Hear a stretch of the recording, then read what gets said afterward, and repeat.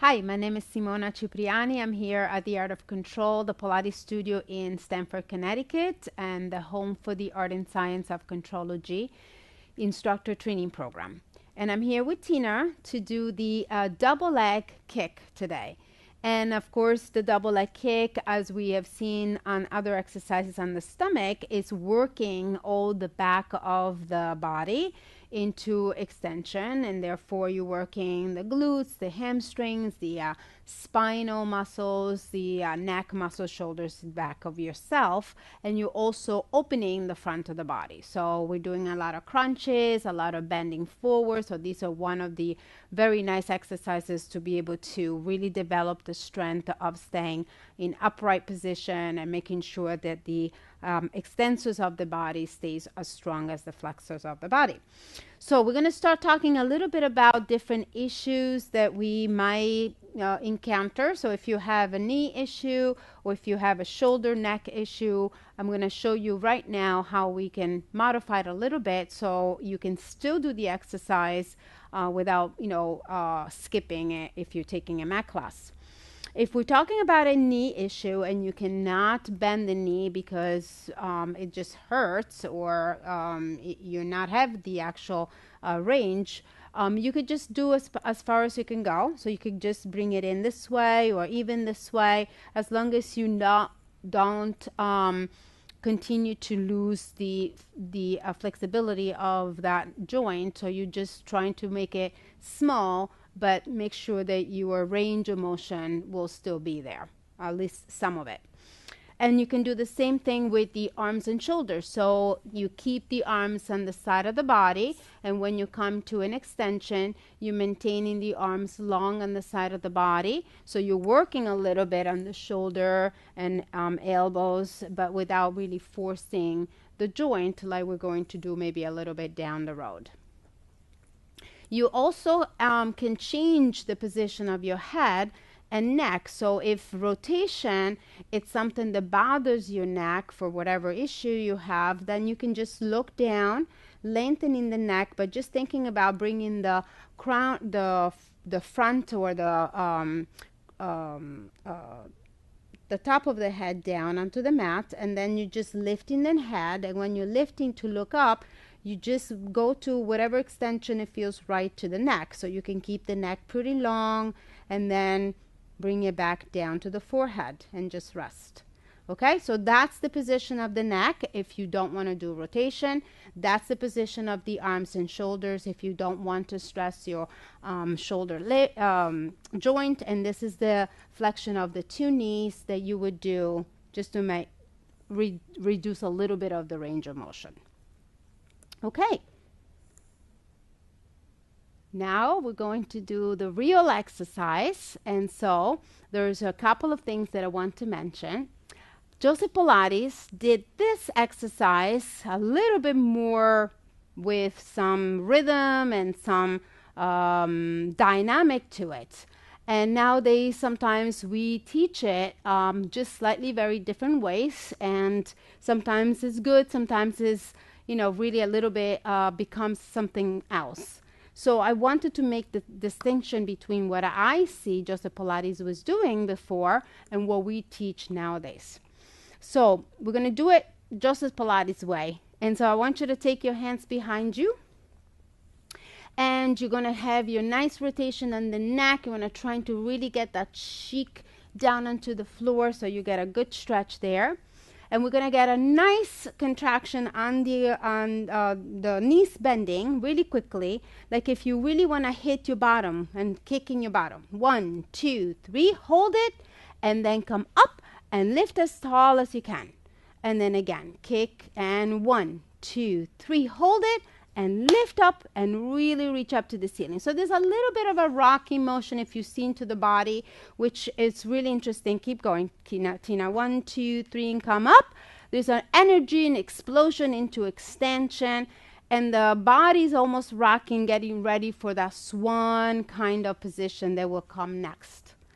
Nowadays, there are some things that we have modified and maybe changed a little bit. Sometimes we focus too much on the arms and we force the arms to come up to the shoulder. So if you do have the range of motion, and if you really want to do it for your shoulder, you can come up this way and bring it as high as you can, bending the elbows to the side to really get into the medial rotation on the shoulders, and then get a nice open in the scapular motion where you see the wings coming out there. But sometimes you have to be careful because that could force a lot of people, and this might not feel really good in the shoulders. So again, do it if you do have the flexibility there.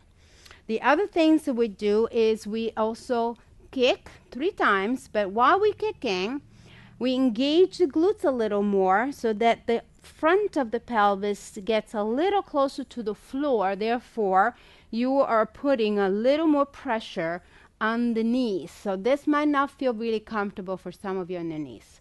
So even though you feel like you might stretch more, you're putting a little bit more of a pull or tension in the front of your quads, and it feels okay.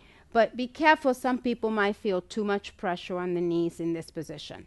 Now, when you extend your knees, I can help as a teacher, I can help that person to work more the upper body, not getting too high on the extension or too low on the lumbar spine extension, and really maintaining the feet against the floor. And then again, and I also Tina could do the same thing by pressing the feet into the mat. So the big toes are pressing down here so that she's still engaging the legs, but she's only coming up to the upper body here so that the lumbar spine is not really sinking too much or extending a little too much. If you're healthy spine, please do go into extension, have a lot of fun, because nowadays we don't do that very often. So you definitely want to be able to maintain that flexibility. And what I usually do to help people that are a little bit more stiff, or they're really not having that easy way to come up for extension, is I usually stand right above the pelvis. I help them a little bit as you bend your knees, Tina, 3 times. I help them here a little bit to get a little bit flexibility. And then when they extend, I also make sure that I use my body weight to just rock back with them. So I don't do a lot of work with my arms and shoulders. And she's coming up with me. And if she's flexible, she can go up a little bit higher. And that's how I usually use my body to help them with the flexibility. So take your time and really develop the skill, work your extensors, and have fun coming to a position of preparation for the swan down the road. So this is your double leg kick. So one thing I like to add to this is that we do the double leg kick with 2 legs together as one unit for a reason. When we bend the knees and we bring them together, we're really trying to focus to maintain the contact of the knees coming together, the thighs coming together, and not to separate that. A lot of people separate it naturally because they might be tight. So Tina, open your knees a little bit to the side. Or they might think that the variation with the legs apart, even when their knees are straight, are helping to release some of the tension that they feel in the lumbar spine. So I just want to make sure that you understand this position with your legs apart would not release any tension on the lower spine. If anything, it would allow your pelvis to even more so going into an anterior tilt, which is actually going to increase the lumbar spine to be even more going into a hyperlordosis. So by keeping your knees as one unit, not only you engage the inner thigh muscles, you not only bend your knees, Tina, you're maintaining the alignment of the knees to the hip joint pretty clearly, but also you are avoiding getting too much into the low back, because the tension of the knees in this position would not allow too much to go into the low back. You also gain a little bit more contacting the feet together, knees together. You also gain more of the sense of the actual spine and in the continuation of the plumb line all the way up to the head. if you really feel that your clients need something to be able to feel that maybe the upper thighs are really thick, or they can't really use the muscles of the inner thighs to really feel it, then you might have something like a pillow squeezing between the legs, so they can really still be able to utilize the inner thighs, the adductor muscles, and still be able to work that line there. Okay, so that would be one thing that I would add, to connect the entire legs into the spine, into the upper body. I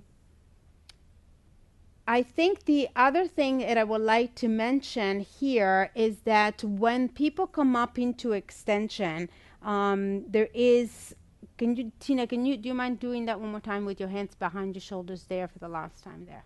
Opening the knee, opening the elbows to the side. And then you do it again and kick 3 times. 1, 2, 3. You're holding. And then you want to gather your energy to come to extension. But a lot of people feel that they have to engage the stomach muscle the way they normally do it when they do flexion. So I see and I hear a lot of teachers cueing this by saying, engage your abdominals and come up to extension. But if I think of engaging my abdominals, and most of the time I think about engaging my abdominals like if I want to do my abdominal series or flexion on the torso. So I think you have to be really clear when you say engage the abdominal in a way that it's the abdominals are really lifting, they are really have some tone, but they're not really contracting in a way they're so accustomed to do to get into a flexion, because you're really saying to your nervous system to go and open and go into extension. So when you engage your abdominal, it has to be in a little slightly different way so that your body can rock onto the abdominals, because they're strong in the connection, but they're not really going for flexion of the trunk. So you kick, kick, kick, engage abdominals to really feel like you can rock on it, maintaining the nice lift and get into the upper body extension more. So this also gets a little bit more long in here. So she's not jamming in there, but make sure that your abdominals are also opening and stretching, not contracting too much. And that was it. Thank you very much. Hello, my name is Dr. Joe Muscolino, and I'm here to explore some of the biomechanics for the Pilates mat exercise, the double leg kick. And this is actually quite a complicated exercise because there's a lot going on from the lower body and there's a lot going on from the upper body, and they work together and they meet somewhere in the middle, and the way one part affects the other can vary, and there are choices on how to do this exercise too, as we've seen. So first, let's just address the modifications. As Simona said, if a client has an unhealthy knee joint, especially if there's something like a posterior meniscus tear, which tends to make it difficult to go into full flexion, or any knee joint condition that involves swelling in the joint, which would make it difficult to go toward flexion, then we simply ask the client to do whatever range of motion they can do there. At the shoulder joint, a lot of clients are not comfortable meeting their hands and clasping in back because they might have an impingement at the back of the glenohumeral joint, where the head of the humerus meets the glenoid fossa. So another modification then would be to let the arms be by the side of the body. And then as far as the posture of the neck and head, if they go back and forth from left rotation to right rotation, that could be a very nice thing because it stretches the antagonist muscle groups and it mobilizes the spine some. But if they're not able to have that full rotation, then we could always ask them to have the forehead down on the mat. So those are the modifications. Now let's take a look at the biomechanics of what's happening in the lower body first. So it's called a double leg kick because we are flexing the legs at the knee joints. Go ahead, Tina, and just show this for a moment. And to flex the leg at the knee joint, she has to engage the hamstring group. The hamstring group is composed of the medial hamstrings, the semitendinosus and semimembranosus, and the lateral hamstrings, the long head and short head of the biceps femoris. So she is concentrically contracting and strengthening them. Now, if the knee joint goes into flexion, then the knee joint extensors must stretch. Who are the knee joint extensors? The quadriceps femoris group, the quads. Now, so the camera has an unobstructed view. Can you bring this arm out of the way? So the quads are superficial anteriorly. They also are lateral, posterolateral, medial, and posteromedial. But primarily what we're looking at is one of the four quads, and that's the rectus femoris. So to step back for a second, if she goes into knee joint flexion, she stretches all four quads: rectus femoris, vastus lateralis, vastus medialis, and vastus intermedius. But the rectus femoris is the only one of the four quads that also crosses the hip joint. And when we put a stretch on rectus femoris, there's tension on it, and that tension will be exerted on its attachments. Well, one attachment is the tibial tuberosity down here, which would tend to want to pull the knee joint into extension, but that won't happen because she's contracting the hamstrings to flex the leg at the knee joint. So the tension will play out at the AIIS, anterior inferior iliac spine, pelvic attachment on the anterior side of the pelvis, and that would tend to pull the pelvic bone into anterior tilt. Now, Tina, keep the arm there. We'll not worry about the upper body part. Just show us the way Joe Pilates used to do it, very vigorously. And when you see it being done this way, you will see that the pelvis goes into anterior tilt each time that the heels approximate toward the buttocks because of the stretch on the rectus femoris. Now, going into anterior tilt of the pelvis can be a pro or a con. It really depends on the circumstance of the client. If the pelvis, bring your legs down for a sec. If the pelvis goes into anterior tilt, then what happens is the lumbar spine goes into increased extension and increased curve of lordosis. Now that unloads the discs anteriorly, but it does load the facet joints posteriorly. And we normally say that the facet joints are supposed to bear about 20% of the weight of the body, but when you go into more extension, you start compressing the facet joints more. If the client had facet syndrome, irritation, inflammation of the facet joints, then doing this exercise the Joe Pilates way, very vigorously, allowing the pelvis to go into anterior tilt, would either be precautioned or contraindicated. However, if the client has a hypolordotic lumbar spine where it's actually a bit flatter than it should be, and usually that's accompanied along with a rounded pelvis of posterior tilt, then going into anterior tilt of the pelvis and some increased extension of the lumbar spine would actually be a good thing, would be indicated. Now, the way it's avoided to go into anterior tilt is to stop the pelvis from anteriorly tilting, to stabilize the pelvis. So how do we stabilize the pelvis and stop it from anteriorly tilting? With a force of posterior tilt. Who can do that force? The glutes can. So now do it the second, the more commonly done way nowadays, is Tina isometrically engages the glutes, which hold the pelvis towards, if not a neutral posture, actually creating a little bit of posterior tilt. And if the pelvis can't anteriorly tilt, then the rectus femoris is stretched even more. And in fact, if the pelvis posteriorly tilts, we're stretching the rectus femoris from both directions. Now, that can be a good thing. Oh, it's a better stretch on the rectus femoris. Isn't that wonderful? However, more tension on the rectus femoris could be experienced by the client as more pressure in the knee joint, and that might not be comfortable. Another very interesting thing to look at here is that, do it the Joe Pilates way again. notice that the body rocks more. There's more of a dynamic motion of the whole body. It's more of a vigorous motion of the body. And when we look at what the upper body does in a moment, that's actually kind of a vigorous motion too. So there's a certain dynamic nature to the way Joe Pilates did this, really, which is very invigorating for the body. A second thing I find very interesting is, go faster again, is this is what's considered to be a ballistic stretch. A stretch, and you can relax for a moment now. A ballistic stretch is a stretch that is begun with a forceful contraction of a muscle, let's say here, but then it finishes with momentum.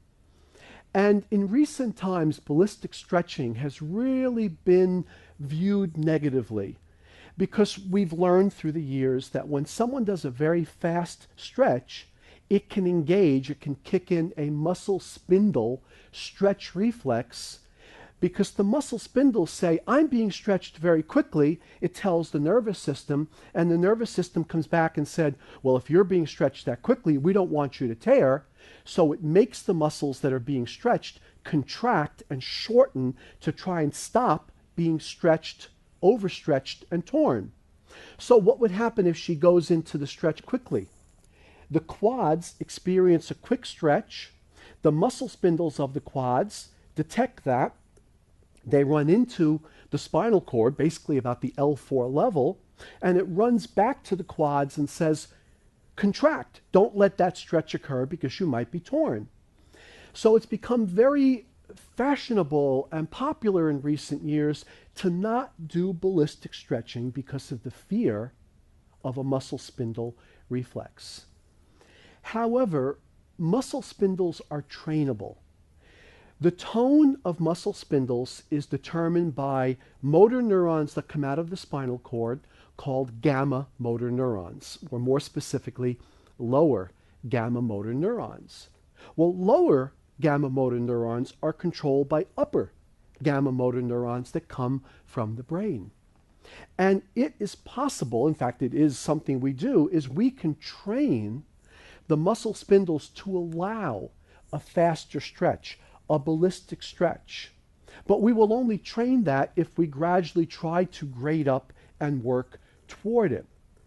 So an advantage to Joe Pilates' way a lot of years ago for the conditioned client who has worked up toward it is that we are actually not just strengthening hamstrings, stretching quads, we are training the nervous system for this stretch to allow for faster ballistic stretching. And the other reason that can be important is it has been determined in recent years that fascia is better stretched when there's a slight ballistic component to the stretch.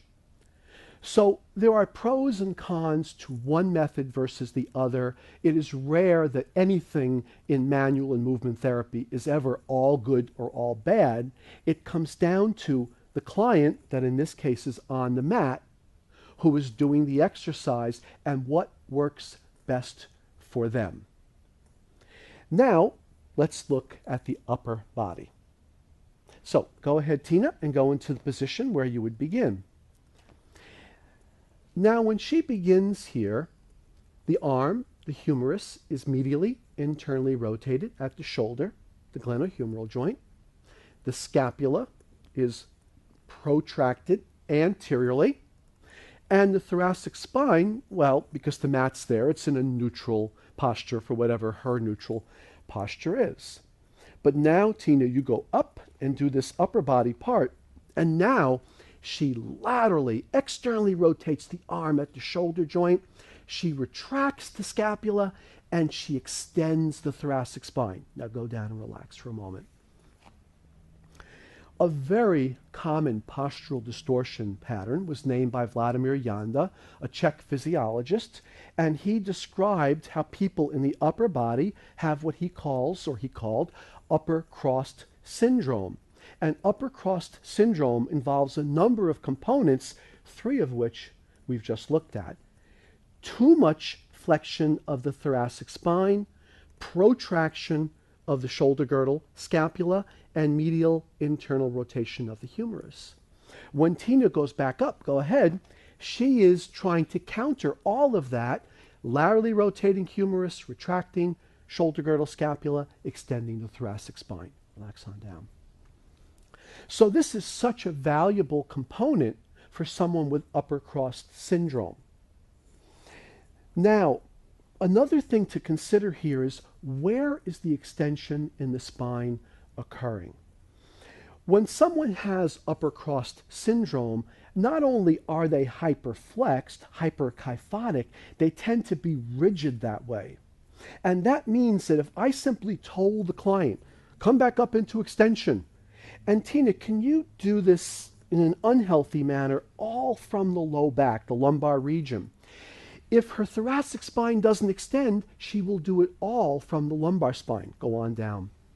And if she already has a hyperflexed thoracic spine, there is a very good chance that she has a hyperlordotic, hyperextended lumbar spine, what's called lower crust syndrome, also coined by Vladimir Janda.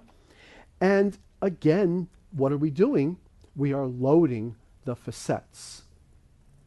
So the facets can be loaded in the lumbar spine with too much extension, whether it's due to an anterior tilt of the pelvis, doing it the vigorous Joe Pilates way, or by the client coming up with the upper body and biasing the motion toward the lumbar spine.